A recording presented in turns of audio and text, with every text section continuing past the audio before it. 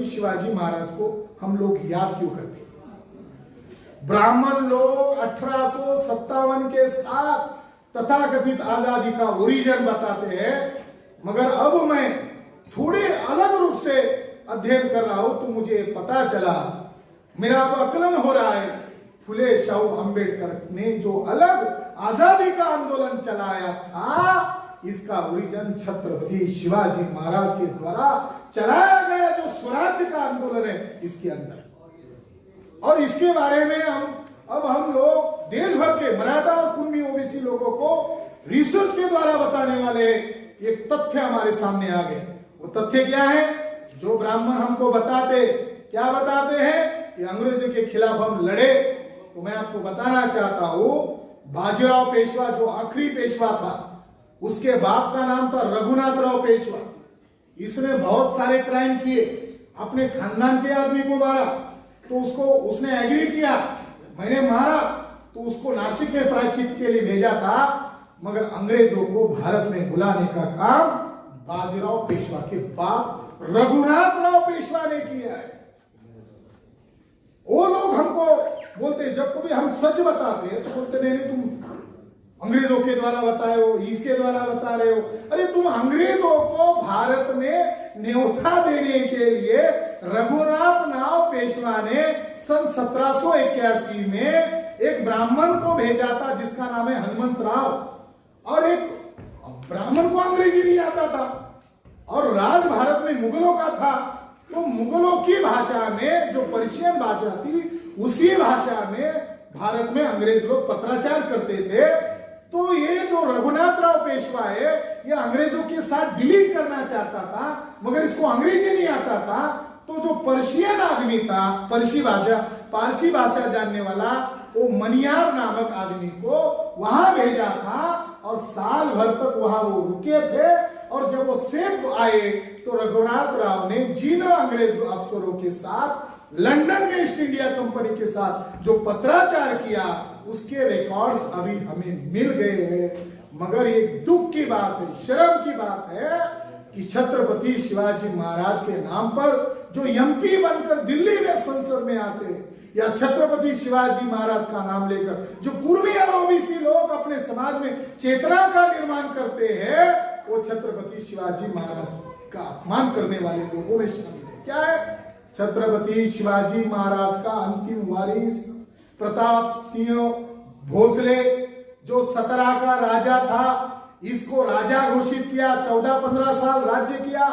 और बालाजी पंतनाथू पेशवा ने बॉम्बे सरकार के कुछ अधिकारियों को लालच देकर खरीद लिया, राजा की मोहर का इस्तेमाल किया और राजा के ऊपर एक फेक मुकदमा चलाया कि गोवा में दूर दो ब्राह्मण लोगों के पास राजा के मुहर के लेटर मिले हैं जिसमें यह लिखा हुआ है कि राजा ने 34,000 पुर्तगाली फौज का निर्माण कर लिया है और कभी भी भारत में वो आक्रमण करेंगे और अंग्रेजों को भगा देंगे।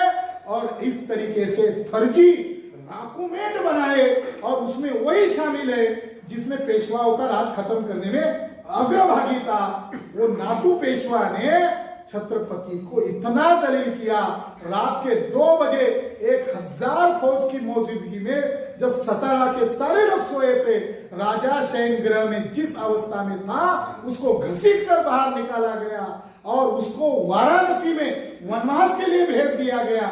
और छत्रपति शिवाजी महाराज का वारिस उधर कह रहा था कि ये ब्राह्मणों की करतूत है, मेरे खिलाफ उन पेशवा ब्राह्मणों ने साजिश की है, मगर अंग्रेजों ने इस बात को माना क्यों?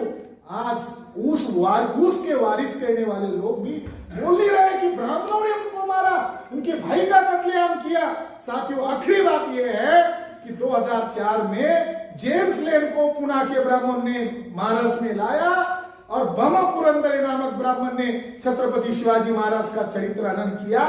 ये बात जब भामसिंह के द्वारा जब मराठा ओबीसी को पता चली, भांडारकर ओरिएंटल इंस्टीट्यूट के ऊपर उन लोगों ने हमला किया और उनको नंगा करने का काम किया, तब पुणे के ब्राह्मण और दिल्ली में बैठे हुए बीजेपी आरएसएस के ब्राह्मणों ने समझौता किया। आज जो छत्रपति शिवाजी महाराज का नाम आरएसएस बीजेपी के लोग फसाद करने के लिए इस्तेमाल करते हैं, उन लोगों ने 2004 में छत्रपति शिवाजी महाराज का चरित्र हनन, महासाहेब जिजाऊ का चरित्र हनन करने के लिए अटल बिहारी वाजपेयी ने समर्थन दिया।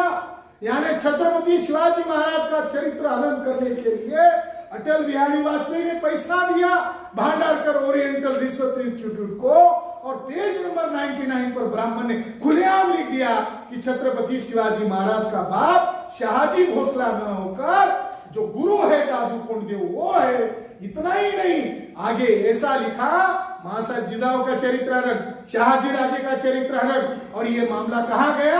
हाईकोर्ट, बॉम्बे हाईकोर्ट में। महाराष्ट्र में राष्ट्रवादी और कांग्रेस की सरकार थी, उन्होंने दबाव कर, लोगों का दबाव न सहते हुए हाईकोर्ट में केस गई। हाईकोर्ट में जज ब्राह्मण थे, जज को उन लोगों ने युक्तिवाद करके सिद्ध नहीं कर पाए, और जब वो वहां हार गए तो या सुप्रीम कोर्ट में आ गए। सुप्रीम कोर्ट में बैठा हुआ जज ब्राह्मण था, और वहां जो जजमेंट दिया गया, दुखद बात है, जो जज 1 रुपए का उनके ऊपर किया, घूसर ये जो थे वही जज पैरवी कर रहे थे सुप्रीम कोर्ट में सरकार की तरफ से, यानी वो ब्राह्मणों की तरफ से। और जज महोदय ने ये कहा वहां की सरकारी वकील को कि हम इस पर पाबंदी क्यों लगाए, बताओ। तो इन्होंने यह सवाल खड़ा किया सरकार की तरफ से, क्योंकि इस किताब में बदनामी हो गई है, इससे 2 समूहों में झगड़ा पैदा हो सकता है।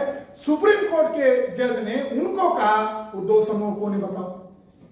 सरकारी वकील ने उनका नाम नहीं लिया, उल्टा जज ने उनको फटकारते कहा, यह बात तुमने हाईकोर्ट में क्यों नहीं बताई, यह मुद्दा तुमने हाईकोर्ट में क्यों नहीं उठाया, अब यहां क्यों उठा रहे हो, तुम्हारी बात को हम सुनते नहीं है। दुख की बात है, न्यायपालिका में बैठे हुए जजेस ब्राह्मणों ने छत्रपति शिवाजी महाराज के चरित्र हनन को फंडामेंटल राइट के तहत, उसका अभिव्यक्ति का आजादी है, उसको स्वतंत्रता है, ये कहकर जेम्स लेन की किताब पर पाबंदी हटाई। इसकी वजह क्या थी? इसकी वजह है बमो पुरंदरे जो अभी कुछ महीने पहले मर गया, उसने जो मराठी में लिखा वही उसने अंग्रेजी में लिखा। अगर जेम्स लेन को सजा होती है तो आजीवन कारावास पुरंदरे को हो सकता था। पुरंदरे को बचाने के लिए, और पुरंदरे आरएसएस का फुल टाइमर था, आरएसएस का वर्कर था, आरएसएस के ब्राह्मण को बचाने के लिए सुप्रीम कोर्ट में बैठे हुए ब्राह्मण जजेस ने छत्रपति शिवाजी महाराज का बदनामी करने के लिए सहयोग दिया। जो 100 रुपए में किताब मिलती थी, आज 3500 रुपए में घर बैठे अमेज़न पर मिलती है। साथियों, छत्रपति शिवाजी महाराज की जयंती हम जिस दिल्ली में मना रहे, जिस संसद के पास हम सेलिब्रेट कर रहे हैं, दुख के साथ कह रहे हैं कि छत्रपति शिवाजी महाराज का धंधा करने वाले बहुत सारे लोग हैं, मगर उनकी विचारधारा को चलाने का कार्य केवल और केवल बामसेट के लोग कर रहे हैं। हम उन जजेस का, उन ब्राह्मणों का और उन जो संस्थाओं को मदद करने वाले आरएसएस बीजेपी का जाहिर धिक्कार करते हुए मैं मेरी बात को विराम देता हूं।